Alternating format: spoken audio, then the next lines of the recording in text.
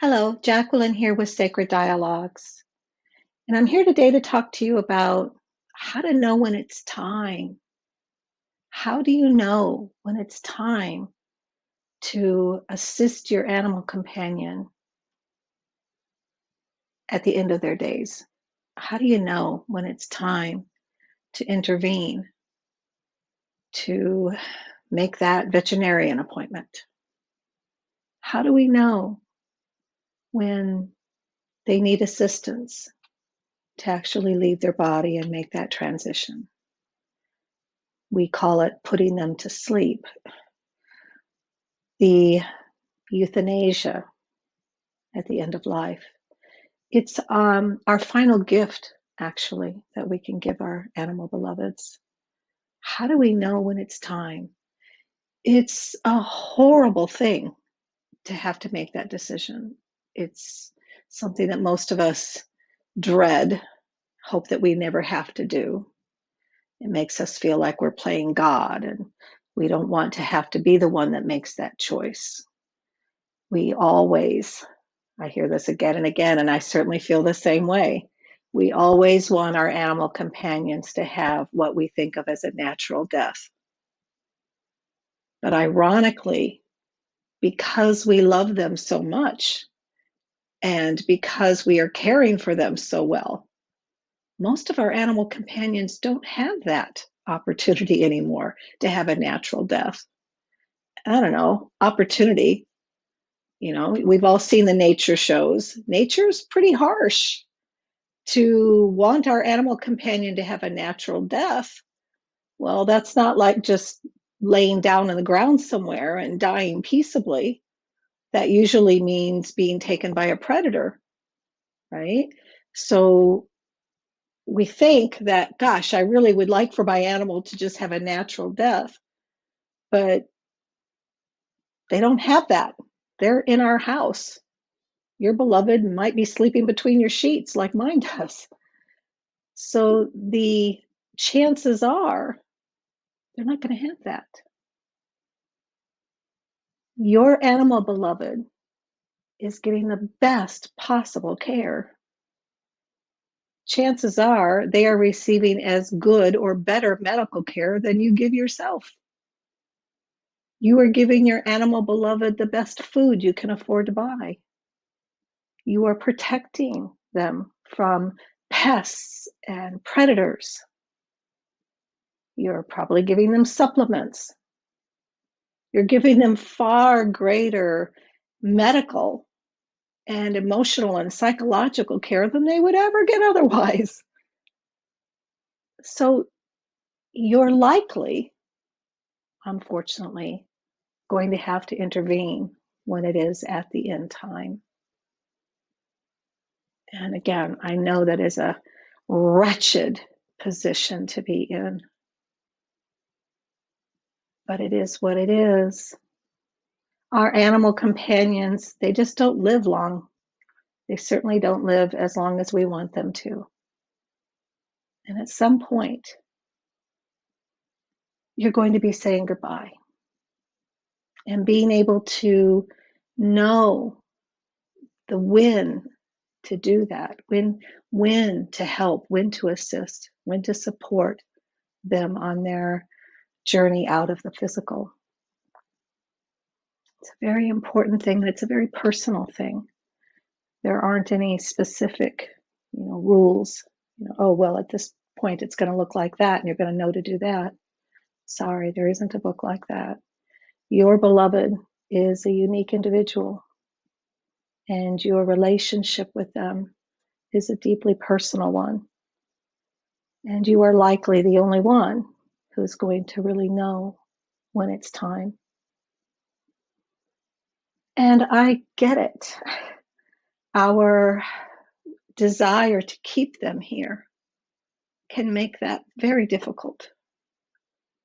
Our emotions can overwhelm and cloud our clarity, our mental clarity, our ability to really see and sense anything beyond our own desire that they would stay and that they would get better and that there's something more different that we could do.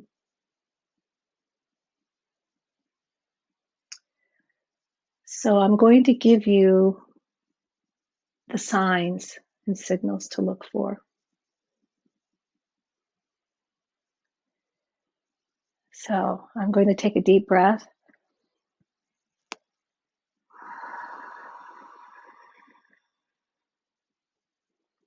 I'm going to ask you to do so too.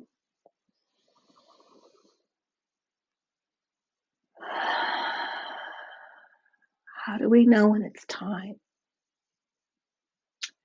Our animal companions want to be there for us. They want to make us happy. And so you're going to have to observe your animal when they don't know you're watching, when they don't know you're looking. Because when they know you're looking, they're going to look their best. They want to make you happy, and certainly seeing you makes them happy. So if you're looking at them and observing them, you're probably going to be seeing them at their best, bright-eyed and bushy-tailed, as we would say. You sneak around the corner and they see you coming and they perk up, look around. Hey, all right, she's looking pretty good today. All right, hey, I think he's got a few more days. See if you can observe them when they are not aware that you're watching. And nobody starts this decline in a straight line. Nobody. Humans and animals, we don't. So you might notice that they're pretty good in the morning, and then they wane and it gets a little rougher during the day. Maybe they have a hard time in the morning getting up and about, achy joints, sore back, they're having trouble. And then maybe they perk up and get better during the day. It is not enough to say that they're still enjoying their food. I hear that sometimes. People say, well, still looks forward to dinner. He still really enjoys his breakfast, therefore he's not ready to go. Animals can still enjoy their last meals. Doesn't mean that they're digesting them. Doesn't mean that it's really good for them in the physical body, but they might still enjoy the taste. They might still enjoy the fragrance. Might still feel good to eat. That doesn't necessarily mean that there's quality of life. Okay? So definitely you want to look for pain. You want to look for signs of struggle. Are they struggling to eliminate? Are they struggling to eat? Are they struggling to just walk and get around? Just like many humans, many animals do not like being messy. Many animals will tell me they don't like that they can't pee or poop off of themselves, or that they're making a mess everywhere, that they're needing cleaning, or that they're needing help to do these most basic of things. So be aware of that. If you see your animal is in their own mess frequently, that could be a sign too. Many animals don't like that. Your animal beloved, though they want to make you happy and will certainly try to stay on and soldier on for you, they also will go when you give them permission to go. When they know that you're really going to be okay, and you're going to have to work on that one, but once they know that you're going to be okay, and that if there's other animals in the house that they're going to go on, your beloved will quickly slip out of body and go forth. Sometimes they can do that on their own, just with permission. So give them that permission. Let them know, although you don't want them to go, you let them go when they are ready to go. And you release them to do that. For some, that's enough. For others, you may have to intervene. Truly, the gift of euthanasia is the final gift. And again, I know it's a terrible decision to have to make. But I want you to know, I have never, ever spoken with an animal who was upset, angry, or hurt because of having euthanasia. If it's done with love, if the person that they knew and loved most participated in making that decision, they're really good with it. And if you know it's time and they know it's time, they welcome it. It's not a terrible thing for them to go through it all. If you've never done it, it's usually 2 injections. A veterinarian will usually give a sedative first to relax and quiet and calm them. And then the final injection is pharmaceuticals that will stop the heart. Again, I know this sounds really horrible, but it's actually an extremely gentle process. And if you're there, even if you're not there physically, if you're there emotionally, you're there spiritually, you're there in the love, you will be facilitating your beloved to make a gentle and graceful exit. So do watch for that, watch for struggle. You certainly don't want your beloved to suffer. So you're going to be watching, listening, listen to their breathing, watch their eliminations, notice what you notice.